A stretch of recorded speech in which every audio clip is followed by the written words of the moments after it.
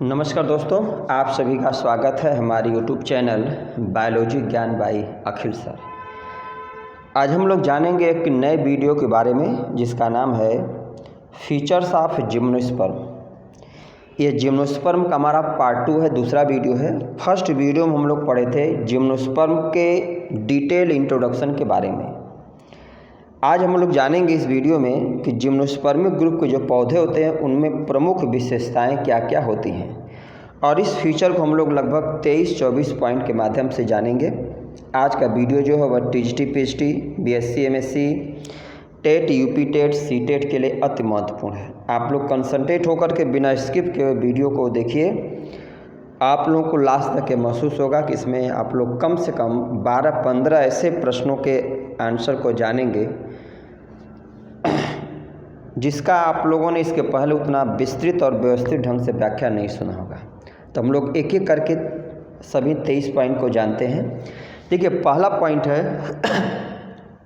पहले वीडियो में हम लोग जाने थे कि जिम्नोस्पर्म का इंट्रोडक्शन। तो अगर हम लोग जिम्नोस्पर्म के बारे में वहाँ पे पढ़ चुके हैं, अब जिम्नोस्पर्म का हम लोग लिटरल मीनिंग जान लेते हैं, फिर आगे हम लोग आज के टॉपिक पे आते हैं। देखिए, जिम्नोस्पर्म जो है वह ग्रीक भाषा का शब्द है, जिम्नो और स्पर्मा। जिम्नो जो बना वह ग्रीक भाषा के जिम्नोस से बना, जिसका मीनिंग होता है नेकेड, और स्पर्मा मीनिंग क्या होता है, सीड। मीनिंग जिम्नोस्पर्म क्या है, ऐसे ग्रुप ऑफ प्लांट हैं जिनमें सीड के ऊपर सीड कोट नहीं पाया जाता है। ठीक है। अब देखिए, पहला पॉइंट है कि most living plants are evergreen tree या फिर shrubs with xerophytic nature. Meaning क्या हो गया कि जिम्नोस्पर्मिक ग्रुप के जो पौधे होते हैं वह ज़्यादातर पौधे जो वर्तमान समय में लिविंग अवस्था में मौजूद हैं वह एवरग्रीन टाइप के होते हैं, मतलब कि सदाबहार पौधे हैं।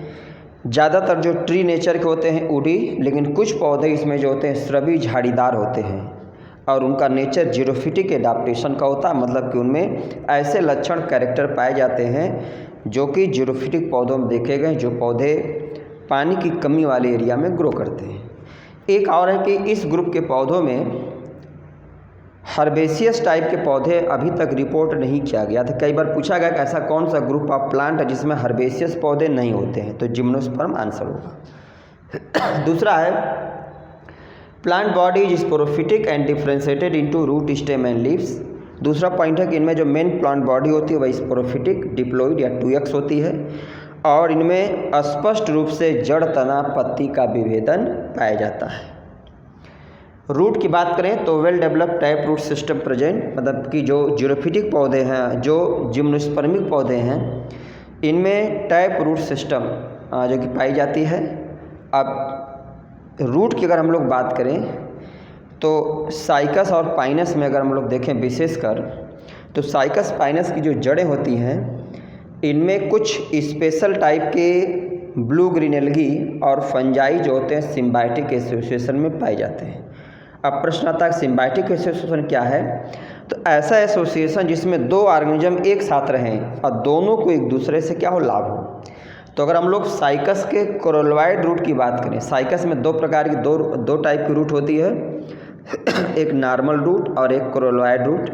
कोरोलॉइड रूट जो होती है वह एपोजियोट्रॉपिक होती है, मतलब वह सॉइल सरफेस के सारे ग्रो करती है, मतलब नीचे की तरफ नहीं जाती है। और क्लोराइड रूट में जो ब्लू ग्रीन एल्गी होते हैं वह सिम्बायोटिक एसोसिएशन में पाए जाते हैं। वैसे पाइनस में, पाइनस के साथ कुछ फंगस, माइकोराइजल, आप लोग नाम सुनेंगे माइकोराइजा, तो उसमें जो कि जो पाइनस उसकी जड़ों में फंगस पाए जाते हैं।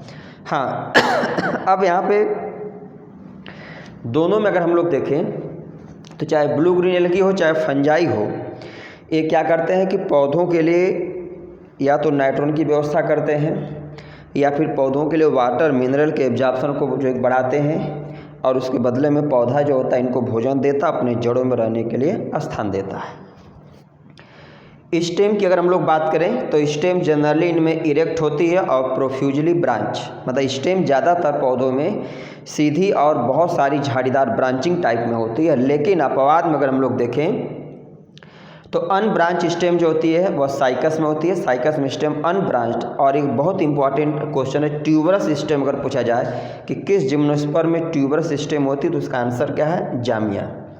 अगला पॉइंट है characteristics feature is presence of leaf scars in the stem. एक और बहुत महत्वपूर्ण फीचर जिम्नोस्पर्मिक ग्रुप के पौधों का है कि इस ग्रुप के पौधों में स्टेम से जब पत्तियां टूट के अलग होती हैं तो पत्तियों के निशान जो होते हैं वह स्टेम पे लगे रहते हैं, पड़े रहते हैं। मतलब बाद में अगर हम लोग देखें तो स्पष्ट रूप से हमें प्रतीत होता है कि यहाँ पे क्या थी, पत्तियाँ इस पर जुड़ी थी। तो यह जिम्नोस्पर्मिक पौधों का स्पेशल फीचर है। Leaves are dimorphic. एक और इम्पॉर्टेंट पॉइंट है कि जिम्नोस्पर्म में पत्तियाँ जो होती हैं दो प्रकार की होती हैं, फोलिएज लीफ और स्केली लीफ। फोलिएज लीफ जो होती है वह लार्जर होती हैं, ग्रीन होती हैं, फोटोसिंथेटिक नेचर में होती हैं, और जो स्केली लीव्स होती हैं वह small reduced non photosynthetic nature में होती हैं। अगर हम लोग फंक्शन की बात करें तो जो स्केली लीव्स होती हैं उनका फंक्शन प्रोटेक्शन का होता है और फोलिएज लीफ का फंक्शन जो होता है वह फोटोसिंथेसिस। अगला पॉइंट आता है xylem consist of tracheids and xylem parenchyma, vessels absent. ये भी एग्जाम के लिए बहुत महत्वपूर्ण पॉइंट है।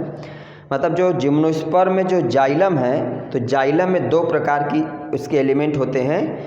क्या क्या तो बता रहे हैं, ट्रैकिड्स और जाइलम पैरेन्काइमा। वेसल्स जो होती हैं सभी जिम्नोस्पर्म में एब्सेंट होती हैं। अपवाद के रूप में अगर छोड़ दें हम लोग तो नीटल्स, मतलब नीटल्स जो जिम्नोस्पर्म है उसमें वेसल्स जाइलम में पाई जाती हैं, लेकिन इसके अलावा जितने जिम्नोस्पर्म सब में क्या होती हैं कि वेसल्स जो होती हैं जाइलम में एब्सेंट होती है। फ्लोएम की हम लोग बात करें तो फ्लोएम जो होता है सीव ट्यूब और फ्लोएम पैरेन्काइमा से बना होता है। मतलब कि जिम्नोस्पर्म के फ्लोएम में कंपेनियन सेल क्या होती है, एब्सेंट होती है। तो मोटे तौर पर आप लोग याद रखेंगे कि जिम्नोस्पर्म के फ्लोएम में कंपेनियन सेल एब्सेंट होती हैं और जिम्नोस्पर्म के जाइलम में वेसल्स एब्सेंट होती हैं, लेकिन नीटल्स को छोड़ के, नीटल्स के जाइलम में वेसल्स पाई जाती हैं। ठीक, अब हम लोग अगले पॉइंट पर आते हैं। वुड में भी, ये भी एग्जाम की दृष्टि से अति महत्वपूर्ण है। दोनों टर्म कई बार पूछा गया कि मोनोजाइलिक और पिक्नोजाइलिक वुड का मतलब क्या होता है। देखिए इसमें लकड़ी जो होती है इसका नेचर दो टाइप का होता है। तो मोनोजाइलिक वुड का मतलब सॉफ्ट और पोरस वुड जो होता है उसको हम लोग मोनोजाइलिक वुड बोलते हैं, जैसा कि साइकस में पाया जाता है। पिक्नोजाइलिक वुड का मतलब हार्ड और नॉन पोरस वुड को हम लोग पिक्नोजाइलिक बोलते हैं, और किस में पाया जाता है, पाइनस में पाया जाता है। तो सॉफ्ट पूछा गया कि मोनोजाइलिक वुड किस में पाया जाएगा, साइकस में। पिक्नोजाइलिक वुड किस में पाया जाएगा, पाइनस में। मीनिंग क्या हुआ, तो मोनोजाइलिक मतलब सॉफ्ट पोरस वुड और पिक्नोजाइलिक मतलब हार्ड नॉन पोरस वुड। अगला पॉइंट है लीव्स विथ थिक क्यूटिकल है, संकेन स्टोमेटा। पत्तियां जो होती है जिम्नोस्पर्मिक पौधों में वह थिक क्यूटिकल होती है। तो पहले हम लोग पढ़े कि जीरोफिटिक एडाप्टेशन के होते हैं। तो क्यूटिकल जितनी इसमें थिक होगी, मोटी होगी, तो लाइट से क्या करेगा, स्टोमेटा उतना दूर रहेगा, जिससे कि वाटर लॉस उतना कम होगा, जिससे पौधे कम से कम पानी में भी अपना जीवन व्यतीत कर लें। और संकेन स्टोमेटा का मतलब ये होता है कि स्टोमेटा जो होता है एपिडर्मिस के नीचे एक कैविटी में, गड्ढे में पाया जाता है। तो जिससे स्टोमेटा जितना ज़्यादा दूर रहेगा, कैविटी में रहेगा, तो सेम वही मीनिंग है कि वाटर लॉस कम से कम होगा, जिससे पौधा अपने कम से कम पानी में भी जीवन अपना व्यतीत कर लेगा। अगला पॉइंट है दे आर हेट्रोस्पोरस। पहले से आप लोग जान रहे होंगे कि जिम्नोस्पर्म को होते हैं हेट्रोस्पोरस, मतलब इसमें दो प्रकार के स्पोर का फॉर्मेशन होता है, माइक्रोस्पोर और मेगास्पोर। ठीक, माइक्रोस्पोर माइक्रोस्पोरेंजियम बनता है, मेगास्पोर मेगास्पोरेंजियम बनेगा।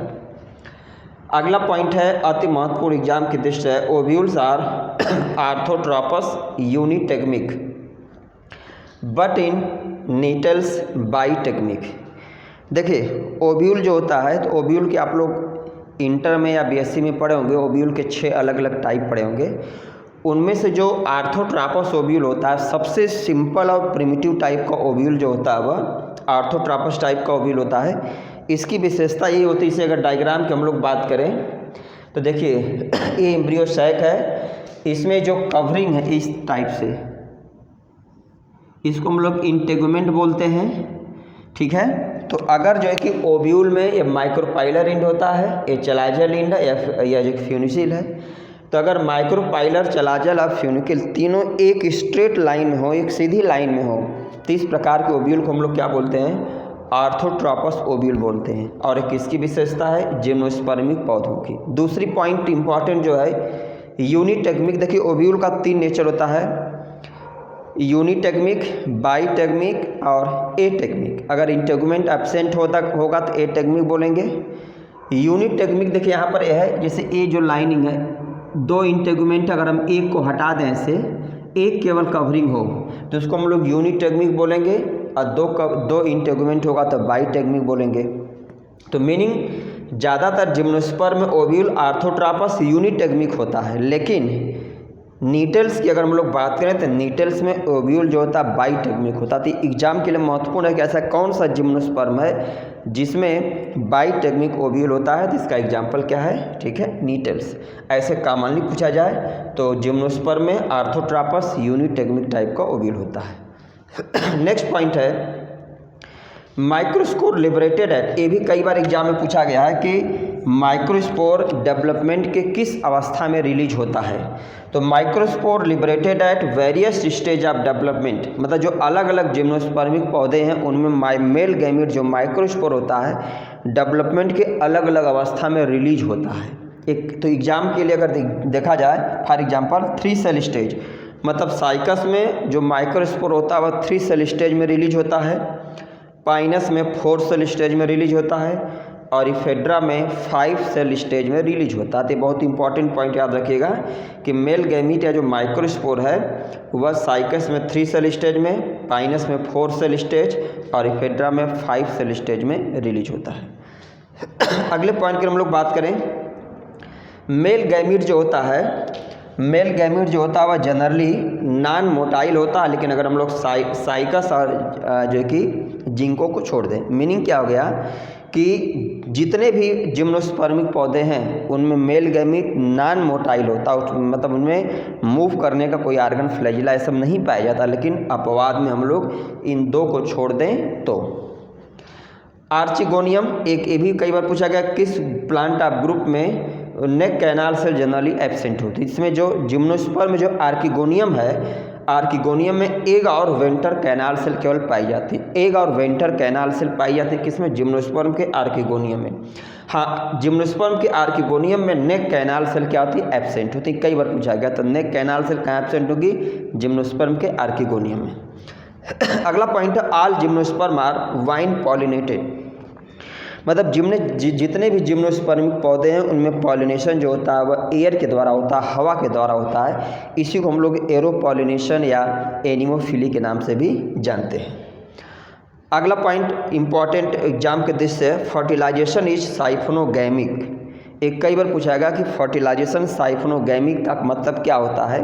तो इसका मीनिंग ये हो गया कि इसमें हम लोग पहले ही पढ़ें कि इसमें ज़्यादातर जो मेल गैमीट होते हैं वह क्या होते हैं, नॉन मोटाइल होते हैं। मीनिंग कि जो मेल गैमीट है वह पॉलिन ट्यूब के माध्यम से एक तक ट्रांसपोर्ट होता है, तो इसी को हम लोग क्या बोलते हैं, साइफोनोगैमिक बोलेंगे। ध्यान रखिएगा, साइफोनोगैमिक फर्टिलाइजेशन मतलब क्या हो गया कि मेल गैमीट का ट्रांसपोर्टेशन एक तक पॉलिन ट्यूब के माध्यम से अगर होता है तो उसको हम लोग साइफोनोगैमिक बोलते हैं। अगला पॉइंट है एम्ब्रियो डेवलपमेंट मेरोब्लास्टिक।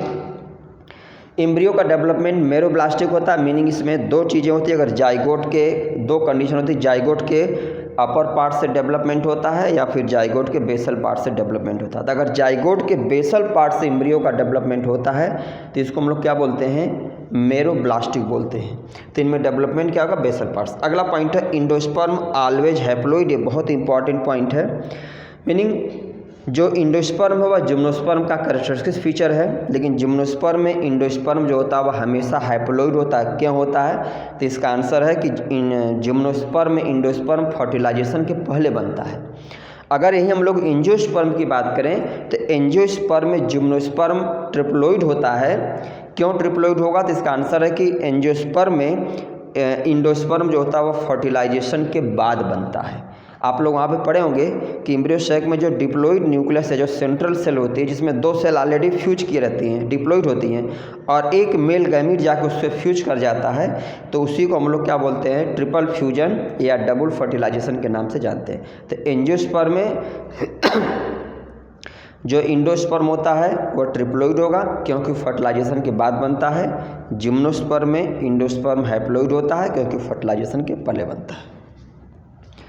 अगला पॉइंट है पॉलीएम्ब्रियोनी इज कॉमन, इसका मीनिंग हो गया पॉली नाम से स्पष्ट, पॉली मतलब मैनी, एम्ब्रियानी मतलब एम्ब्रियो, मतलब जिम्नोस्पर्म में मोर देन वन एम्ब्रियो का बनना बहुत कॉमन मेथड, मतलब फीमेल गैमेटोफाइट में बहुत सारे एम्ब्रियो बनते हैं, तो इसी को हम लोग क्या बोलते हैं, पॉली एम्ब्रियानी बोलते हैं। लेकिन जितने भी एम्ब्रियो बनेंगे जनरली देखा गया है कि एक को छोड़ करके बाकी सब क्या होते हैं, डीजेनरेट हो जाते हैं, मतलब एक ही एम्ब्रियो जो होगा वो मैच्योर होगा। तो पॉली एम्ब्रियानी मतलब presence of more than one embryo in female gametophyte, लेकिन मैच्योरेशन एक का होता है, इसको हम बोलते हैं, इस फीचर को हम बोलते हैं पॉली एम्ब्रियानी। अगला है नंबर ऑफ कॉटिलेडन। देखिए नंबर ऑफ कॉटिलेडन जनरली एक होता है, लेकिन साइकस में 2 होता है और पाइनस में बहुत सारे कॉटिलेडन होते हैं। कॉटिलेडन जनरली जिम्नोस्पर्म में 1 होता है, लेकिन साइकस में 2 और पाइनस में बहुत सारे।